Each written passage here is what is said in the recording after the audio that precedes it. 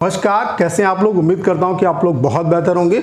ये video SSC CGL 2025 के जो बच्चे प्रिपरेशन कर रहे हैं उनके लिए बहुत ज़्यादा हेल्पफुल होने वाला है, क्योंकि ढेर सारे एस्पिरेंट ये जानना चाहते हैं कि 2025 में क्या वैकेंसी आएंगी या नहीं आएंगी, क्योंकि 2024 में मैक्सिमम वैकेंसी आ रही है। तो इस पॉइंट पे बात करेंगे कि वैकेंसी आएगी या नहीं आएगी, और आएगी तो कितनी क्या वैकेंसी आपकी आ सकती है। उसके अलावा दूसरा स्टूडेंट के दिमाग में जो डाउट है वो ये है कि क्या टीसीएस एग्ज़ाम आपके कंडक्ट कराएगी या नहीं कराएगी। तो इन दोनों क्वेश्चन का आंसर इस सिंगल वीडियो में आपको मिलने वाला। आप में से ढेर सारे एस्पिरेंट की ये डिमांड आ रही थी, तो मैंने सोचा कि वीडियो बना के आपको इन्फॉर्म किया जाए। तो चलिए स्टार्ट करते हैं। सबसे पहले बात कर लेते हैं कि वैकेंसी आएगी या नहीं आएगी। तो ऐसा कभी भी नहीं हुआ है कि सीजीएल में वैकेंसी ना आए। ये शेड्यूल है, लगातार चलते रहते हैं।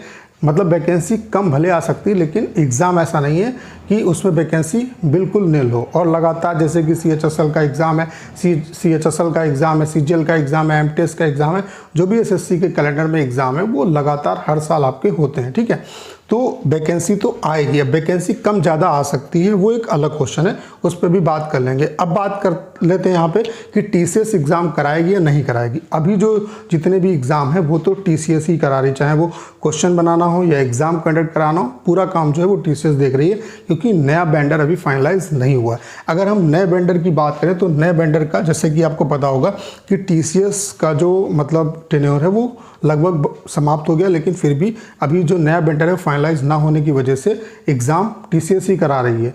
एसएससी ने ये डिसाइड किया है कि वो किसी एक एजेंसी से ना सब कुछ करा के डिफरेंट एजेंसी को टेंडर देगी। जैसे कि क्वेश्चन बैंक अलग एजेंसी बनाएगी, एग्ज़ाम कंडक्टिंग एजेंसी दूसरी होगी, उसके अलावा एग्ज़ाम मॉनिटरिंग जो एजेंसी होगी वो दूसरी होगी। तो अगर हम नई जो एजेंसी के रिगार्डिंग जो टेंडर निकला है उनका अगर स्टेटस देखें तो आप देख सकते हैं जो आपकी एजेंसी सॉफ्टवेयर बनाएगी उसका स्टेटस आप देख सकते हैं कि यहाँ पे टेक्निकल जो बिड है वो आपकी हो चुकी है। उसके अलावा टेक्निकल जो इवैल्यूएशन है वो भी हो चुका है, लेकिन फाइनेंशियल जो बिड है वो अभी नहीं हुई है। जो फाइनेंशियल बिड है वो आपकी नहीं हुई है। ऐसे ही आप अगर देखेंगे कि एग्ज़ाम मॉनिटरिंग जो एजेंसी के रिगार्डिंग जो टेंडर निकला है उसमें भी यही स्टेटस है। एग्ज़ाम कंडक्टिंग एजेंसी के रिगार्डिंग अगर आप देखेंगे तो उसमें भी यही दिखा रहा है। इसका मतलब ये है कि अभी जो वर्क है वो प्रोग्रेस में है, लेकिन 2025 में पॉसिबिलिटी है कि आपका दूसरी एजेंसी को टेंडर मिल सकता है। अब यहाँ पे एक चीज़ मैं ज़रूर बताऊंगा आपको कि जो एग्ज़ाम कंडक्टिंग एजेंसी होगी वो आपकी टीसीएस ही होगी। ये हो सकता है कि क्वेश्चन बैंक दूसरी एजेंसी बनाए, एग्ज़ाम को मॉनिटर दूसरी एजेंसी करे, लेकिन एग्ज़ाम जो कंडक्टिंग एजेंसी होगी वो आपकी टीसीएस ही होगी, क्योंकि टीसीएस के अलावा दूसरा इस समय पे कोई भी बेहतर जो है एजेंसी नहीं है। और मुझे लगता है कि एसएससी इसमें रिस्क लेगी।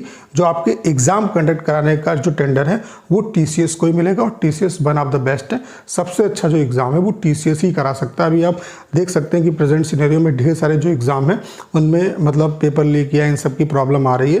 तो इसको देखते हुए एसएससी जो है वो टीसीएस को ही टेंडर देगी। तो आपकी एग्ज़ाम कंडक्टिंग जो एजेंसी है वो टीसीएस ही होगी। हो सकता है क्वेश्चन बैंक दूसरी एजेंसी बनाए और एग्ज़ाम मॉनिटरिंग जो एजेंसी है वो दूसरी हो। तो इससे बहुत ज़्यादा फर्क नहीं पड़ेगा। जो भी एजेंसी हायर की जाएगी वो प्रीवियस जो क्वेश्चन है उनको देखते हुए क्वेश्चंस को आपके बनाती है, तो बहुत ज़्यादा डिफरेंस आपका नहीं आएगा। तो आपको इस क्वेश्चन का भी आंसर मिल गया होगा कि टीसीएस एग्ज़ाम कराएगी या नहीं कराएगी। देखो, TCS exam conducting agency TCS ही होगी, बाकी क्वेश्चन बैंक और एग्ज़ाम मॉनिटरिंग जो एजेंसी है उसका टेंडर दूसरी एजेंसी को आपका मिल सकता है। अब बात कर लेते हैं कितनी क्या वैकेंसी आ सकती है। तो आप इसके लिए जो है वैकेंसी का चार्ट अगर आप देखेंगे 2016 से लेकर के अब तक का, तो आपको चीज़ें क्लियर हो जाएंगी। ठीक है, बाकी कुछ और चीज़ें मैं अपने तरफ से आपको ऐड करके बताऊंगा, और ये भी बताऊंगा कितनी क्या वैकेंसी आ सकती। अभी मैं बता रहा हूँ आपको, और आप मेरे 2023 के रिगार्डिंग वीडियोज़ देख लो। मैंने बताया था कि वैकेंसी अच्छी खासी आएगी, और आप देख सकते हैं कि अभी 2024 के लिए 15,000 प्लस वैकेंसी आपकी रिपोर्ट हो चुकी है। तो अभी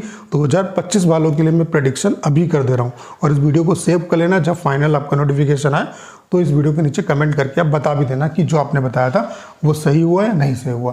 2016 की अगर हम बात करें, 2016 में 10,661 वैकेंसी आई थी। सीजीएल 2017 की अगर बात करें तो 8125 वैकेंसी आई थी। सीजीएल 2018 की बात करें तो 11,105 वैकेंसी आई थी। सीजीएल 2019 की बात करें तो 8428 वैकेंसी आई थी। 2020 की बात करें तो 7,035 वैकेंसी आई थी। 2021 की बात करें तो 7686 वैकेंसी आई थी। उसके अलावा सीजीएल 2022 की बात करें तो 36,000 प्लस वैकेंसी थी, लेकिन बाद में थोड़ी माइनस हो गई थी। सीजीएल 2023 की बात करें तो यहाँ पे 7500 प्लस नोटिफिकेशन के टाइम थी, 8,000 प्लस आपकी हो गई थी वैकेंसी।